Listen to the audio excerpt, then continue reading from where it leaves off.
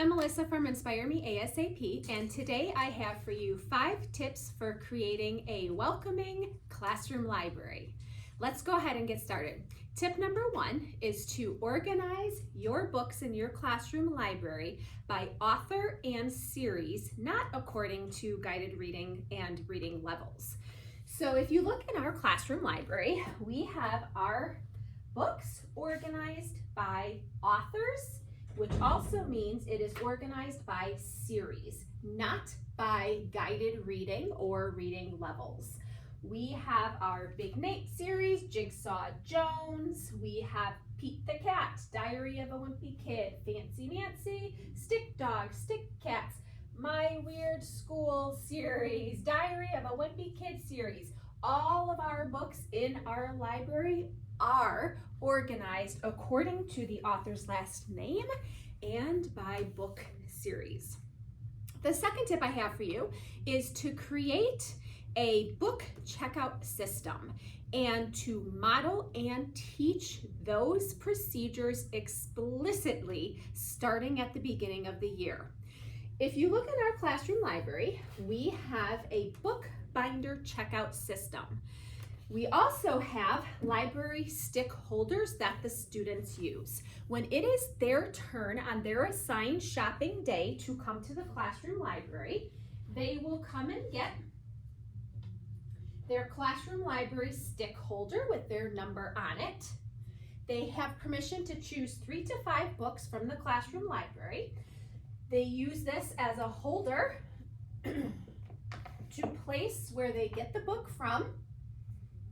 Write down in our binder where they are getting the book, the date, and the title, and then they put those books that they shop for in their book nook. So this student has the books that they got from the classroom library, that reading notebook, and their reading folder inside of their book nook. At the end of the week, the students then will go and very easily be able to return exactly where they got that book in our classroom library by using this system. The third tip that I have for you is to have students take ownership over your classroom library. So if you look at our classroom library, the first thing that you might notice is that the students hand wrote the titles of the book series.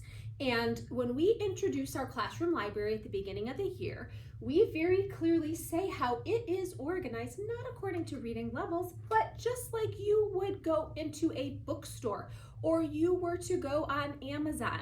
You're gonna look at books that you're interested in or books that you wanna read according to books that you already read by that author or a subject that you're interested in. So you will notice that the students wrote that on the note card, and we have that displayed for all of the students be able to easily see. Another way that the students take ownership is that they have an assigned day where they come to shop for books. I, as a teacher, am not telling them what books I want them to choose. I am not telling them I want you to read the Fancy Nancy book. I am leaving that up to the students to be able to decide what books they want to read. When they are choosing the books that they want to read, they have permission on their assigned shopping day to stay here in our classroom library on our comfy sofa to be able to read them that day. The fourth tip that I have for you is have a goal to make it a priority to collect diverse books. And what I mean by diverse books is to have a plethora of books that represent your student population. Students, kids want to read books that have characters that look like them. So when you are establishing a successful, welcoming classroom library, how can you find books and purposely collect books that have characters that feel and look like them? Another tip is that you can create a wide range of reading levels and have those displayed in your classroom library. So you will notice that even though I'm teaching 3rd grade, I have books that are Diary of a Wimpy Kid, so that would be like a level OP, I believe. And I also have books that are, for example, Pete the Cat, which are a not as challenging reading level. I don't have the reading levels posted, but I do include all of my levels that my readers, all of the levels that my students are currently reading at are inclusive in my classroom library. The 5th tip that I have for you is probably the most fun, and that is find ways to really engage your readers. So how are you going to motivate your students to want to read these books? How are you going to engage them in independent reading time every day? We have 2 fun ways that we are currently doing that. And I'm going to give you an example of what we do at the beginning of the year to really kickstart our reading in our classroom, and then what we are ending our year with. So the first idea that I have for you is that you can have a hands-off of our classroom library caution tape up on the bookshelves right when the students walk into the classroom at the first day of school. And this is going to be the signal to the students that there is something big about your classroom library. They are not allowed to touch any of the books until they have learned those procedures of how to treat books with respect. And I have a lot of different lessons that I teach about that.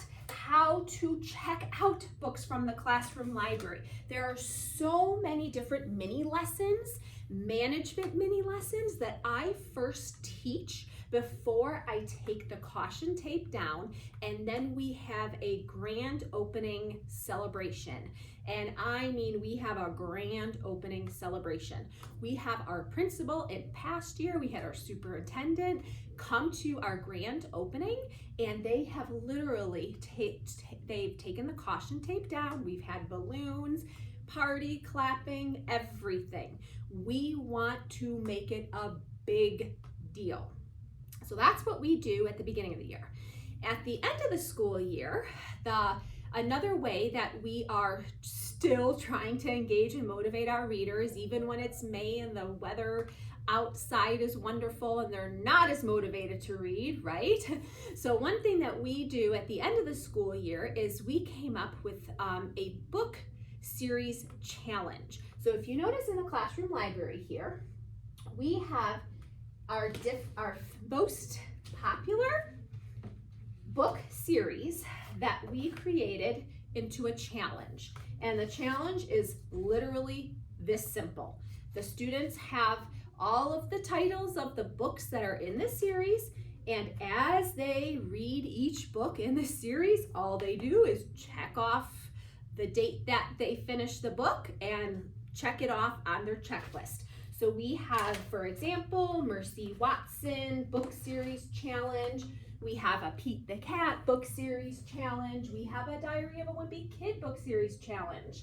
We have Cat Ninja from Epic book series challenge. And it's the same procedure that follows for the other books, which is just the students read them, check them off as they finish them. It's on the honor system, and they do not get any prize for finishing all the books in the challenge. They just get, that is the prize. The prize is finishing all of the books in the challenge. So I'm going to say that again. A lot of times we think like, okay, do I need to give stickers, a pizza party? What do I get, right? When I finish reading all the books? Well, you get nothing, boys and girls. You get a love of reading. And the reason why this has caught on so quickly in our classroom and we made this a thing is because one of the students very organically started to do this one day. He started to grab the Magic Treehouse books and read 2 of them, was really excited about reading 2 of them, and just said, okay, I want to read all of them. gave me an idea. I love it. So my idea was to type up all of the books in that series, which was motivating for the student because they got to see all the books, and he was checking off the books as he read them. He loved it. Other students in the class saw what he was doing, also wanted to participate. They knew that they were not going to get any sort of reward whatsoever, and that was okay. They were still going to just go ahead and participate in the fun of it. I sure hope that you were able to get some ideas of how you can create a welcoming and inviting classroom library.